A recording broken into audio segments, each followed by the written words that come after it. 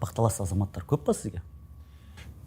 Кез келген қызметте бақталас болады, Бақдәулет. Ол мысалы қарапайым такси жүргізушілерін қарасаң, мықты жерге таласады, мықты стоянкаға таласады. Немесе таңертең мен жүру керек едім, түсте сен жүру керек едің деп талас болады. Әр қызметте өзінің сол бақталас болады. Ол өмірдің заңы деп ойлаймын. Біреу көре алмай таласуы мүмкін, біреулер жаңағыдай қызыға таласуы мүмкін. Бірақ ең бастысы мына айтады ғой, мына здоровая конкуренция дейді ғой. Мысалы, шын мәнінде сондай бәсекеге қабілетті азамат сенімен таласып жатса, онда оны жөн деп ойлаймын. Себебі сондайда шыңдаласын, өзіңді кішкене ширатып, жаңағы бағытыңды дұрыстап, жұмысыңды күшейтіп дегендей.